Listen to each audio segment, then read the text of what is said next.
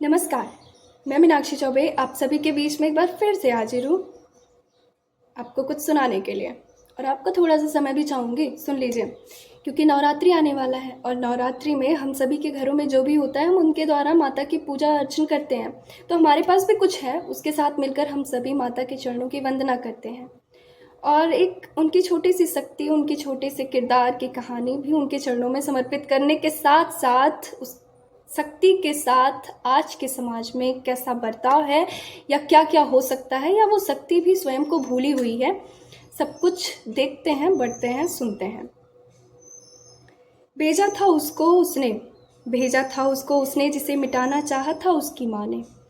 क्योंकि माँ ने जान लिया था एक लड़की होती है अगर पैदा तो संबंधियों के लिए महंगी और समाज के लिए सस्ती हो जाती है। बस बात इतनी थी, बाकी वो माँ उसके शरीर का पूरा ख्याल रखती थी। वो किरदार जिसे लोगों ने लड़की कहा, वो नफरत छोड़ बाकी सब कुछ करना चाहती थी। लोक हो या परलोक, अहंकार छोड़ सब कुछ पाना चाहती थी। संवाद प्रिय थी, जिज्ञासु भी थी, खोज में कभी थकती ना थी, नए नए अनुभवों को बटोरती थी, व्यवहार कुशल थी, मृदुभाषी थी, सो सबकी चहेती भी थी। इतना सब कुछ होगा तो सबकी चहेती तो रहेगी ही। उसकी सबसे बड़ी इच्छा थी कि लड़कियां रसोई की कढ़ाई, धागों की कढ़ाई और स्त्री शरीर को सुरक्षित करने के लिए समाज के सम्मानितों द्वारा की जाने वाली कढ़ाई से ऊपर उठे और स्वयं को जिए, खोजे इस लोक को और परलोक को भी। इस यात्रा में एक बात नहीं समझ आई, स्त्री को ऊंचा होने के लिए पुरुषों जैसा क्यों बनना है? स्त्री होकर भी तो स्त्री ऊंचा उठ सकती है ना। राह में कंटक आएंगे वो बार बार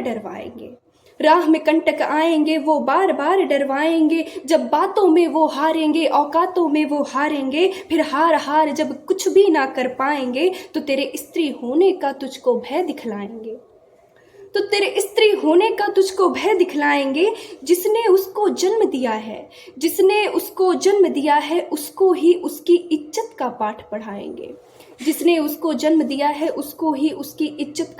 पढ़ाएंगे। तो भी मुस्का के कहना, हे मूर्ख व्यक्ति नादान अभी तू, अज्ञान ने तुझको घेरा है, भान नहीं शक्ति का तुझको, दुर्भाग्य ने तुझको घेरा है। बलिदान हो गए वीर कई, द्रौपदी की इज्जत ने ही महाभारत को छेड़ा है। वनवास व्यतीत कर सब आ जाते राजभवन में बड़ी खुशी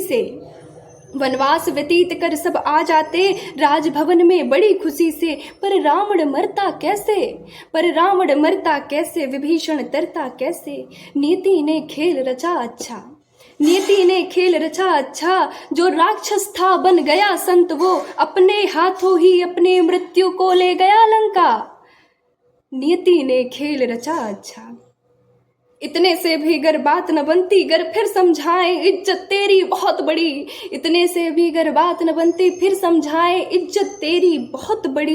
कहना नंद किशोर से अपने फिर गीता का वो पाठ बतलाएं उनको वासांसि जीर्णानि यथा विहाय, नवानि गृह्णाति नरोपराणि, तथा शरीराणि विहाय जीर्णा, न्यन्यानि संयाति नवानि देहि।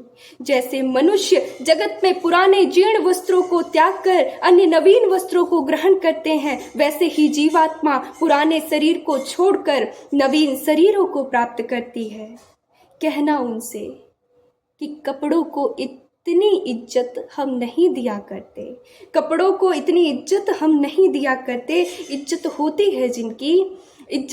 है जिनकी नंद किशोर कहते हैं कि नैनम छिंदन्ति शस्त्राणि, नैनम दहति पावका, न चैनम क्लेदयन्ति तापो, न शोषयति मारुता। उनके हैं, उन्हीं में मिल जाएंगे, यहाँ की इज्जत आपको मुबारक। इसी के साथ नवरात्रि की अग्रिम शुभकामनाएं। जय हिंद, जय भारत। एक लड़की।